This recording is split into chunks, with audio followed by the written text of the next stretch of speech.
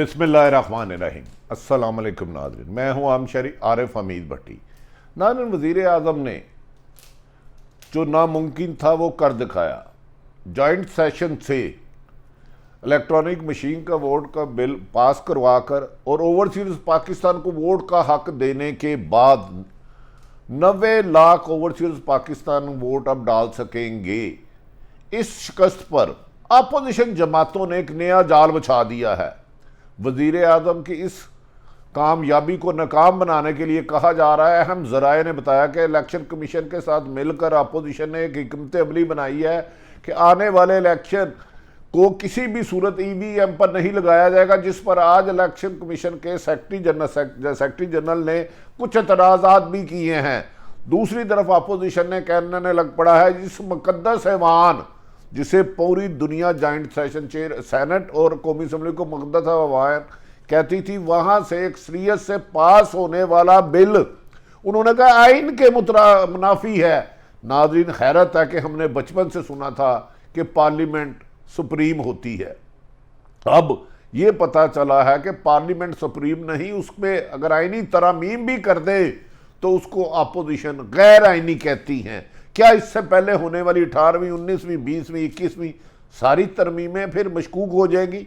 अब अपोजिशन का ये सर जोड़ लिया है बिलावल भुट्टो ने, मौलाना फजलुर रहमान ने और शहबाज शरीफ ने कि EVM पर इलेक्शन नहीं कराने देने और आने वाले इलेक्शन में ओवरसीज पाकिस्तानी को जो मर्जी करना पड़े रुकावटें डाली जाएंगी। क्या वज़ीर आज़म आने वाली रुकावटों को अबूर करके जो उन्होंने वादा किया था ओवरसीज पाकिस्तान 90 लाख लोगों को वोट का हक दिलाने का आइन साजी तो कर ली, कानून साजी तो कर ली, क्या इस पर इम्प्लीमेंट भी करवा सकेंगे? क्या इलेक्शन कमीशन इसमें रुकावट डालने के लिए अपोजिशन के साथ मिला हुआ है? इसका फैसला वज़ीर आज़म को करना है। नाज़रीन, दूसरी तरफ आज एक अरसा दराज DGISI रहने वाले फैज़ हमीद साहब, उन्होंने अलविदाई मुलाकात की प्रेसिडेंट ऑफ पाकिस्तान आरिफ अलवी साहब से, और इसके बाद उन्होंने वज़ीर आज़म पाकिस्तान से अलविदाई मुलाकात तफसीली की। उसमें अहम अमूर पर तफसीली गुफ्तगू की गई। दूसरी तरफ नाजरीन, ये कहा जा रहा है कि कल PTI की हुकूमत जश्न मना रही थी कि वज़ीर आज़म इमरान खान अरसा दराज से जो कह रहे थे कि इलेक्शन में हर 70 सालों से धांधली हो रही है, उसको रोकने के लिए जो ठप्पा माफिया है उनको रोकने के लिए EVM इलेक्ट्रॉनिक मशीन होगी जिससे काउंटिंग में कोई वोट ज़ाया नहीं होगा, जिसका वोट डालेंगे उसको जाएगा और ये इससे शफाफ इलेक्शन यकीनी हो जाएंगे। याद रखें कि माजी में होने वाले 18 में इलेक्शन जो जिसमें वज़ीर आज़म इमरान खान है, इस वक्त इसको भी अपोजिशन धांधली कह रही है, जबकि 13 में इलेक्शन पे भी धांधली के इल्ज़ाम लगे, 8 पे भी लगे, 2 पे भी लगे और माजी में तमाम इलेक्शनों पे हर हारने वाले ने जीतने वाले का धांधली का इल्ज़ाम लगाया। बेहतर तो ये था कि इलेक्ट्रॉनिक मशीन में अगर कोई आइनी रुकावट थी, अगर कोई टेक्निकल रुकावट थी, तो बेहतर ये था कि अपोजिशन जमातें अपने IT के एक्सपर्ट और आइनी माहिरीन ले जाके उसको रुकावट दूर करते ताकि लोगों का वोट, जिसको वोट डलता उसका निकलता और साफ शफाफ इलेक्शन यकीनी बनाए जाते। अभी वज़ीर आज़म इमरान खान ने ये पुल सरात अबूर किया था जिसे अपोजिशन ने अहद किया था कि वो पार्लियामेंट से इन बिल को मंजूर नहीं होने देंगे, लेकिन ताकतवर हलकों की मदद से रूठे हुओं को रातों रात मनाया गया। काफ लीग और MQM और बाप को दोबारा इमरान खान के साथ जोड़ा गया और इस तरह इलेक्शन कमीशन जो मुकद्दस ऐवान था उसमें गाली गलोच हुई, एक दूसरे के गिरेबान पकड़े गए, लड़ाई झगड़े हुए, लेकिन वोट काउंटिंग के लाभ से आइनी और कानूनी तरीके से गिनती पूरी होने पर दोनों हाउस ने, जॉइंट हाउस ने तकरीबन कमो बेशतर 31 बिल मंजूर कर दिए। ये यकीनन वज़ीर आज़म इमरान खान की कामयाबी थी। इस पर कहा जा रहा है कि अब अपोजिशन, क्योंकि चीफ इलेक्शन कमीशन उसके दामाद हैं सईद मेहंदी के जो नवाज शरीफ के करीब है, उनके साथ नहीं मिलकर एक स्कीम चल रहे हैं कि आइंदा इलेक्शन को इलेक्ट्रॉनिक वोटिंग से कैसा रोका जाए, जबकि हुकूमत इस पे पुरअज़म है कि हर हाल में होगा। ये एक नया हुकूमत और अपोजिशन के दरमियान जंग शुरू हो चुकी है, सर्द जंग। आज इसी सिलसिले में सेक्रेटरी इलेक्शन कमीशन ने एक बयान दाग दिया है। उन्होंने कहा EVM का इंतखाब आम इंतखाबात में मुमकिन नहीं लगता। ये मौजूदा इंतखाबात हम यकीनी तौर पर नहीं कह सकते इलेक्ट्रॉनिक मशीन से होंगे। उन्होंने कहा कि एक पोलिंग स्टेशन पर कितनी मशीनें इस्तेमाल होंगी अभी इसी का भी फैसला नहीं हुआ।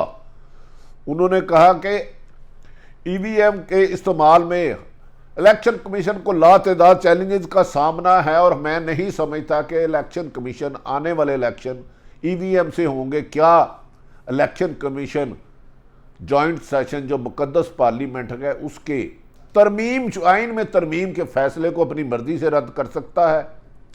ये एक अकल सवाल है। इलेक्शन कमीशन का काम ये होता है कि असम्बली जो उसको भेजे उसके मुताबिक आइन और कानून के मुताबिक उसके इलेक्शन कराएं।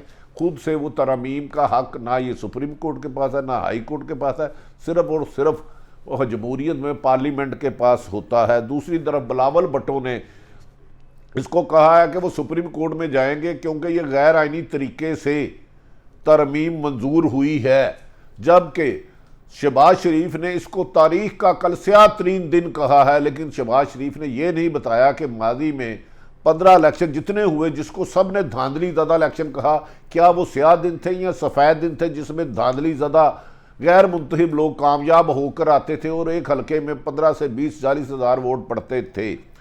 नाज़रीन, वज़ीर आज़म इमरान खान ने नहायत मुश्किल हालात में इत्तेहादियों को तो मना लिया ताकतवर हलकों की मदद से। ये मेरी इन्फॉर्मेशन है, मैं आप तक कर रहा हूँ। लेकिन अपोजिशन किसी भी सूरत ने इंतखाबात को इस सिलसिले में इलेक्ट्रॉनिक मशीन से नहीं करवाना चाहती और रुकावटें खड़ा कर रही हैं, जबकि कहा जा रहा है कि अपोजिशन ने सुप्रीम कोर्ट से कि आइनी माहिरीन से रब्ता कर लिया और इस सिलसिले में अदालत में जाएंगे। माजी में जो बात देखी गई है, अदालतें अमूमन जो पार्लियामेंट में फैसले किए गए हों उनको छेड़ने से गुरेज करते हैं, मासवा कि बहुत ज़्यादा मावरा ने आइन काम हो, क्योंकि आइनी तरमीम हमेशा सुप्रीम कोर्ट का पार्लियामेंट का हक है। अब नाज़रीन, ईवीएम के इस्तेमाल से पहले आज सेक्रेटरी जनरल इलेक्शन कमीशन ने कहा 14 मुख्तलिफ मरहलों से गुजरना होगा, यानी कि उन्होंने पुल सरात अबूर करना है, तलवार से चलना है। वो इलेक्शन पे अपोजिशन बजिद है जिस इलेक्शन पे 70 साल में हर आदमी ही कह रहा धांधली हुई है। इवन के 2013 में उस वक़्त के सदर आसफ अली जरदारी ने कहा था धांधली हुई है। नाज़रीन, ये मुकद्दस पार्लियामेंट में कल आपने देखा होगा जिस तरह एक दूसरे को गलीज गालियाँ दी गई, गिरेबन खींचे गए और स्पीकर जो हाउस का चला रहा होता है असद कैसर पर अपोजिशन ने बिल की कापियां पार के फेंकी, उन पर आइनी तरमीम की, जिनको पढ़ के उन्होंने उस पर आर्गूमेंट करने थे इसमें आइनी चीज़ें हैं कि नहीं हैं, वो पढ़े बगैर फेंका गया। नाज़रीन, दूसरी तरफ वज़ीर आज़म पाकिस्तान को अहम इतला है कि उन्होंने जॉइंट सेशन में ख़िताब करना था, लेकिन अपोजिशन ने एक साजिश की थी कि जब वो जॉइंट सेशन में वज़ीर आज़म इमरान खान तकरीर करेंगे तो हम शोर शराबा और हल्ला गुल्ला करेंगे और हालात ख़राब कर देंगे। सार्जेंट एक्ट पहले ही आ चुका था, जिस पर इतला मिलने पर वज़ीर आज़म ने जॉइंट सेशन से अपना खिताब 10 मिनट पहले मनसूख कर दिया। कहा जाता है कि ये पीपल्स पार्टी और नून लीग और मौलाना फजलुर रहमान ने हिकमत अमली बनाई थी कि इन्हें इलेक्शन में इस कामयाबी पर जो उन्होंने एक तारीखी कामयाबी की है कि 31 आइनी तरमीम की हैं, उसे का क्रेडिट इमरान खान को नहीं लेने देना। नाज़रीन, ये भी कहा जा रहा है कि एस्टैब्लिशमेंट आज मौलाना फजलुर रहमान ने फिर एस्टैब्लिशमेंट को आड़े हाथों लिया। उन्होंने कहा एस्टैब्लिशमेंट से कहता हूं सियासत में ना आए, बाज रहे, वरना आखिरी जंग तो हमें करना होगी। मुझे समझ में नहीं आता कभी कोई भी सियासी जमात अपनी ताकतवर हल्के एस्टैब्लिशमेंट से जंग करती है।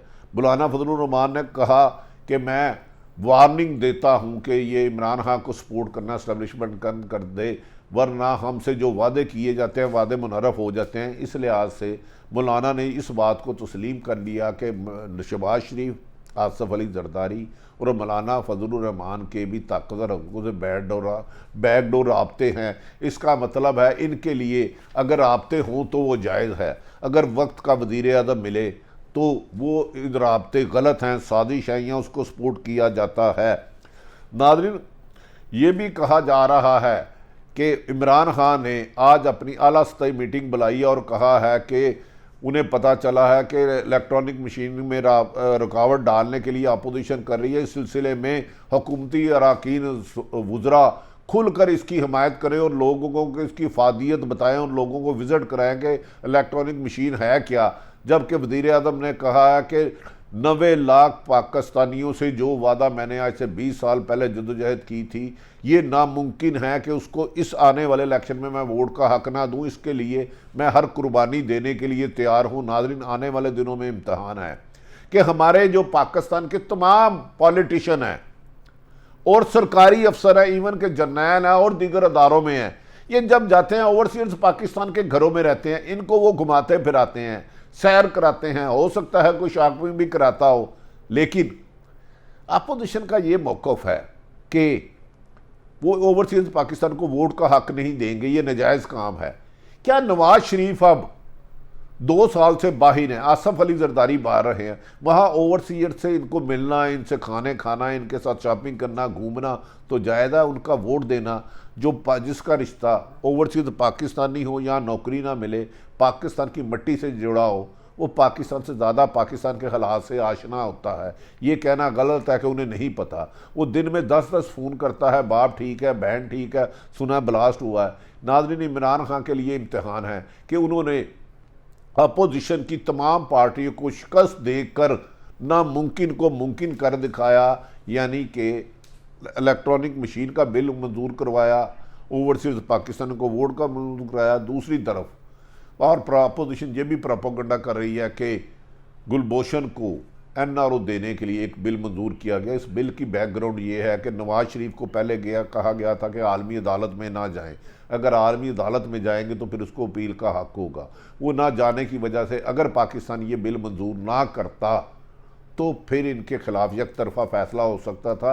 माजी में पाकिस्तान 2 दफ़ा आलमी जंग में गया, लेकिन भारत ने उसकी पैरवी नहीं की, लेकिन पाकिस्तान ने नवाज हुकूमत में जाने से अब मजबूरी थी। अब देखना ये है कि आज फवाद चौधरी मिनिस्टर इंफॉर्मेशन और मुस्तफ़ा खोखर एक दूसरे को जाली बिल और एक कह रहा है कि आइनी आर्डीनेंस को आइन के जाली कहना भी आइन की तौहीन है, जबकि मुस्तफ़ा खोखर कहते हैं ये गैर आइनी तरीके से बिल मंजूर किया, आइन के मुतरादिफ है।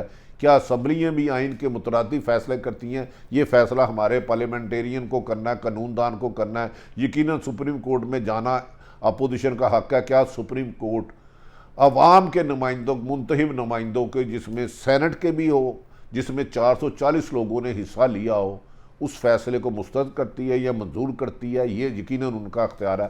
सूरत हाल सब आपके सामने रखी। दूसरी तरफ आखिरी एक खबर है कि इस वक्त सिंध हुकूमत और अपोजिशन में फुल लागतबाजी हो गई है। ब्यूरोक्रेसी के तबादलों में मुराद अली शाह ने चैलेंज किया है कि एस्टैब्लिशमेंट और हुकूमत बाज आ जाए कि वो सिंध हुकूमत के कामों में मुदाखलत ना करे, सूबाई खुद मुख्तारी पर हमला ना करे। अगर उन्होंने ब्यूरोक्रेसी को इस्तेमाल करना है तो वो लड़ना है तो पीपल्स पार्टी से लड़े, अदारों को तबाह ना करे। उनका ये इल्ज़ाम ठीक है? क्या उनसे सिंध से जो अफसर तब्दील किए जा रहे हैं, बेहतर होता कि वज़ीर आला सिंध से भी मशावरत कर ली जाती?